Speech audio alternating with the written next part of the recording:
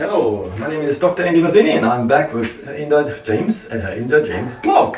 And today we're going to be cooking something amazing. We're going to make a dough that can be used for making Indonesian martabak, or we can use it to make like a burek strudel. But it's going to be a healthy version because we're going to be using spelt. If you don't know what spelt is an original grain that has hardly got any gluten, it's not genetically modified, it's more water soluble, your body digests it better, has a lot more vitamins. And I prefer the wholemeal version because of the added nutrition or nutritional benefit. So what we need to do is we need to get a scale, which we've got here, and we have to measure out 500 grams of flour, which we've got. On top of that, we need 60 grams of oil, and I'm using olive oil. So we got, have to be careful now, do we get,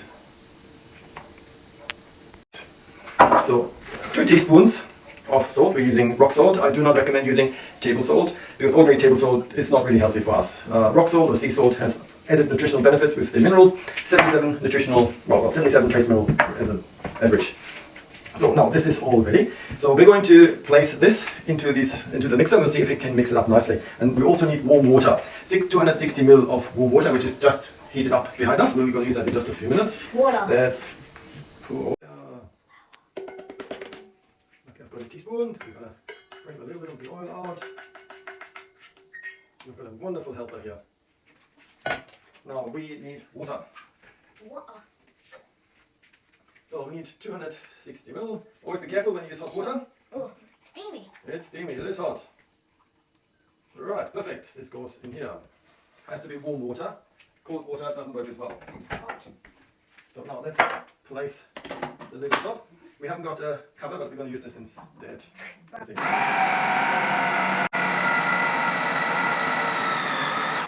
You will see that the dough will stop sticking on the side. Once you get to that phase, I don't need this anymore, cover up the flour. We're almost perfect. You want it to be in a consistency that you can put your finger on the dough and it doesn't stick. We're just about there. Just dancing. As you can see, all the flour is gone from the surrounding side of the pot. And let's see, does it? No, it doesn't stick. Have a look at this. Cool. I can put my finger on, it doesn't stick to my finger. Finger power. Yep, that dough is perfect.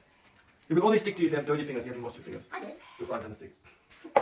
So it is now to make sure that this dough does not dry out. Yeah. So we're going to require this mixer to mix up the filling. So in the meantime, we're going to take this dough. We're going to put it into this little tray because it's already a little bit dirty, and then we're going to cover that with glad wrap or another pot or lid or anything, just to make sure it does not dry out. Where's glad wrap?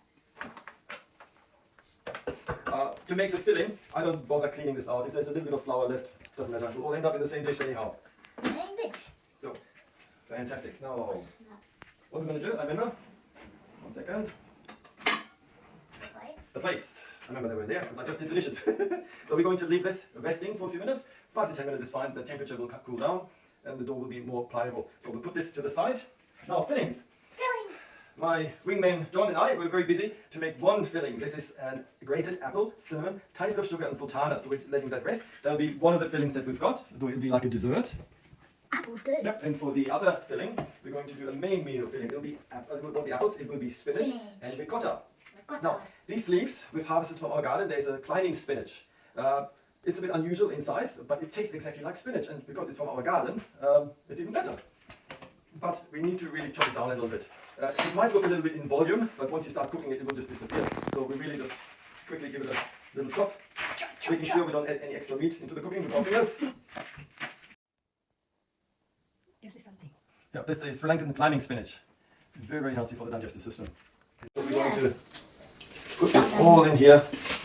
I think that'll be enough. Maybe this one. Maybe this one too. Put everything in there. Excellent. So we put this to the side. So you can also add a little bit of feta cheese, but we have chosen not to do this today. Feta cheese. So in that case, the extra saltiness is missing, so we will be adding a little bit more salt, maybe another teaspoon. Who doesn't like salt? Sea salt or rock salt. So here goes the ricotta. Ricotta. Make sure that's all in there. So we're adding the ricotta now. That's 375 grams of low-fat ricotta. Now, 1 or 2 free-range organic eggs. Up to you. Organic eggs, extra protein. So we're going to add them to the mix. Oh, It didn't work. I wanted to crack it. Oh man, imagine that. Right, we're done. Should I chuck it in the bin? You can put it in the bin. Now we're going to lock it up. That looks weird. Put this up. So we just need to make sure that the level of salt is sufficient. So always get rid of the salt on your spoon. And then take it. Naughty. I think that'll be fine. I think that'll be fine. That'll be fine. So now we're going to set this aside and we're going to prepare the table for the making of the dough now. See you in just a minute. Right, we prepared our working place, but while we're preparing we thought, it would be nice to add some onions to the mix because onions always give you extra flavor. You're never wrong using onions. So we've chopped up a few onions, caramelized them in a little bit of olive oil. We're going to add them to the spinach ricotta mix. Just like that. There's 2 onions. That's all. And then we're just going to stir that around a little bit. That's all that we need to do. Perfect. Now let's have a look at our dough. The dough has been resting for a few minutes. The plate is still kind of warmish. Yep, see, it doesn't stick. You don't want it to stick. If it doesn't stick, then you haven't got the right amount of oil and water. So we're going to separate that into a couple of small little balls. A little bit too much. That's good enough. And again, cover the lid. Cover it up with the lid. So we're going to need a little bit of olive oil. A little bit on the outside. Now, very important that when you prepare the dough, that the pressure, you don't push it, you actually push it down, you don't push it along. If you push it along, you will actually tear it. So we're only pressing it. I'm pressing down and rolling it. Back. So, and also this is wholemeal. It is a little bit tougher than just using white flour. That's just about it. That's very, very thin. I have a habit of like straightening it up, just very carefully cut it without any weight. We'll put this back in here. Now we're going to start putting a little bit of a filling in here. Maybe have one more large tablespoon. Right. Beautiful. We'll add a little bit of the mixture on here. Let's see if it sticks or not. No, it doesn't. So you roll it around once, then you fill it with a little bit more. You flop the sides over.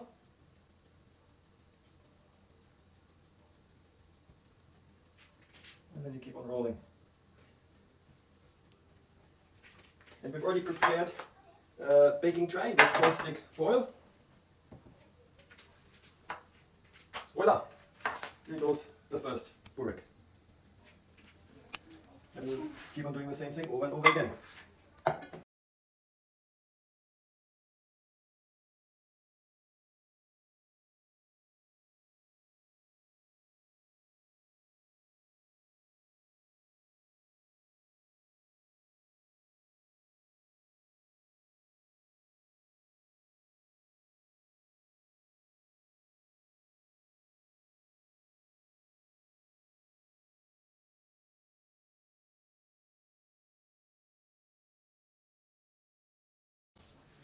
You always have to make sure that the dough doesn't dry out, otherwise it can crack, so a little bit of oil on top will prevent that from happening.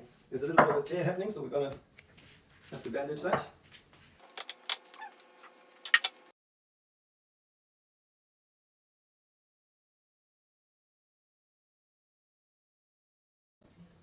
You could even, if you have, like we use vegetarian sausages, you could even make little vegetarian sausage rolls with that. That will also work out fine.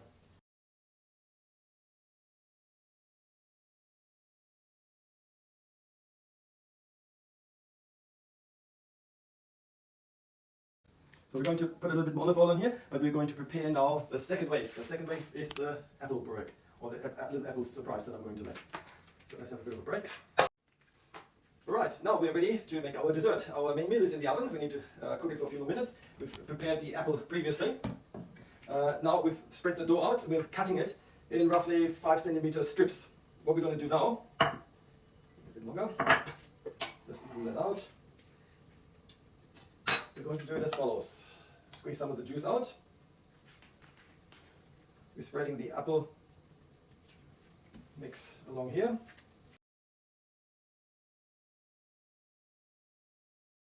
We're going to roll it up like a little snail.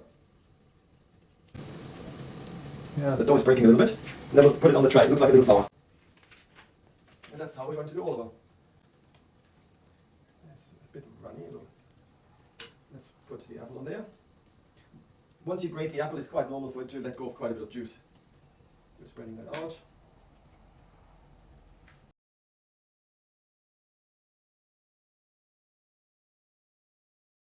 Just like that. Place it on here. And again, okay. We're going to do the rest of the dough the same, and then we're going to show you the finished product once it's all on the tray. Alright, we've used up all of the apple. We've got these nice little flowers ready, so we're going to put them in the oven, and then in a few more minutes we're going to take the main dish with the apples, with the spinach out. Let's put this into the oven first. Same temperature, 200 degrees, 25 minutes.